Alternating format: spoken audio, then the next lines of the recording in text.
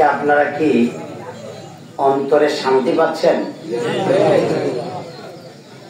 বিগত বেশ কত বছর যাবত আমরা এইভাবে প্রকাশ্যে একটা ইবাদত করা আমাদের পক্ষে কষ্টকর ছিল, ঠিক না?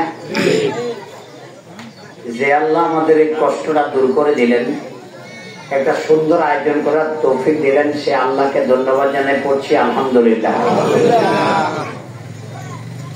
ইফতার মাহফিল বাংলাদেশ জামাত ইসলামী আল্লাহর মেহেরবানিতে শুরু করেছে। নেতৃবৃন্দ কথা বলেছেন, সামনে বলবেন। আমাদের নেতাদেরকে আপনারা সবাই তো চিনেন না? আজকে আমি ওনাদেরকে সম্বোধন করলাম না। আমরা এই ইফতার মাহফিল সূচনা কেন করেছি? অনেক দল ইফতার পার্টি করে। আমরা ইফতারের মাধ্যমে আমরা নিজেরা এবং আপনাদেরকে নেক আদান প্রদানের ব্যবস্থা করেছি। কিভাবে? রাসূল সাল্লাল্লাহু আলাইহি ওয়াসাল্লাম বলছেন, কেউ যদি কোনো রোজাদারকে ইফতার করা, আল্লাহ তাআলা তার আমল নামায় রোজার মতো সওয়াব তার আত্মাকে দান করবে। সুবহানাল্লাহ। এতে করে যিনি রোজা রাখছেন তার রোজার কোনো কমতি হবে না। যেহেতু আমরা এই জমিনে আল্লাহর দ্বীন কায়েম করতে চাই, আল্লাহর প্রিয় পাত্র হওয়ার জন্য আল্লাহর সাথে সম্পর্কিত আমলগুলো আমরা আজকে 80 বছর আগ থেকে করে আসছি, এখনো করছি। আমাদের মূল টার্গেট, আমাদেরকে আল্লাহ পাঠিয়েছেন, আমরা এখন আছি, এক সময় আমরা থাকবো না। কথা কি ঠিক? আমার কথা বুঝেননি আপনারা? এ বাইরে আপনারা একটু কথা কইেন না, কারণ চুপ থাকে। আমরা দায়িত্বশীল ভেজাল পেলে তো সমস্যা। শোনেন, আমরা এক সময় ছিলাম না, এখন আছি, আবার কি এ কথা কি ঠিক? এবার বলেন, আমাদেরকে দুনিয়ায় পাঠাইছে কে? আল্লাহ। আবার আমরা যেতে হবে কার কাছে?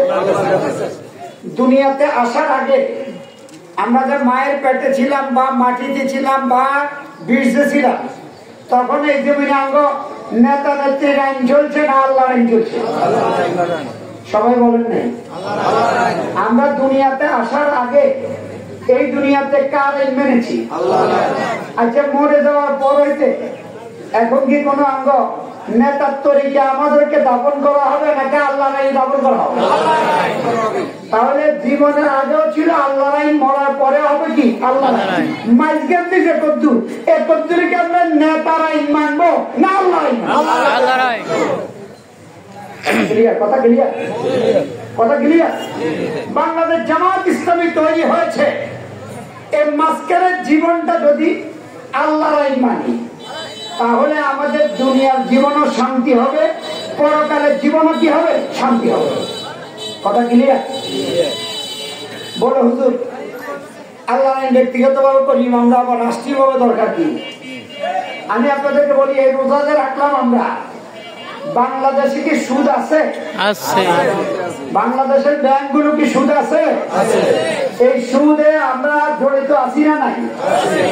এই সুদ মুক্ত সমাজ ব্যবস্থা কায়েম করার আগ পর্যন্ত আপনার আমার ইবাদত 100% চোখ বন্ধ করে কবুল হয় এটা বলা যাবে না। কথা ক্লিয়ার? এই জন্য রাষ্ট্র ক্ষমতা ইসলাম প্রতিষ্ঠা না হলে আপনি এই দেশ থেকে সুদ উৎখাত করা যাবে না, ঘুষ উৎখাত করা যাবে না, পর্দা ব্যবস্থা কায়েম করা যাবে না, জুলুম বন্ধ করা যাবে না। এই জন্য বাংলাদেশ জামাত ইসলামী এই জমিনটাকে আল্লাহর আইন দিয়ে সাজাতে চায়। জামাত ইসলামী ক্ষমতায় যেতে চায় না, জামাত ইসলামী আল্লাহর কোরআনকে ক্ষমতায় পৌঁছাই দিতে চায়। কথা বলে ঠিক না? জামাত ইসলামীর এই মিছিলকে আমরা আপনাদেরকে পাবো ইনশাআল্লাহ? আমরা কি পাবো ইনশাআল্লাহ? তাহলে সব জিনিস দেখা শেষ, আল কোরআনে বাংলাদেশ, এই স্লোগানকে আমরা আগামী দিতে পারবো তো ইনশাআল্লাহ? আমরা কি স্লোগান দেবো তো ইনশাআল্লাহ? আসুন জীবনের রোজাটাকে কাজে লাগাই। আমরা নামাজে এখন যেরকম ছিলাম, রোজার পরে ভাবে আল্লাহর সাথে থাকবো। কি বলেন ইনশাআল্লাহ? মরণ পর্যন্ত আল্লাহর হুকুম নবীর তরিকার উপর থাকবো। আল্লাহ আমাদেরকে কবুল করুন, আমিন। আল্লাহ মজলিসকে কবুল করুন, আমিন।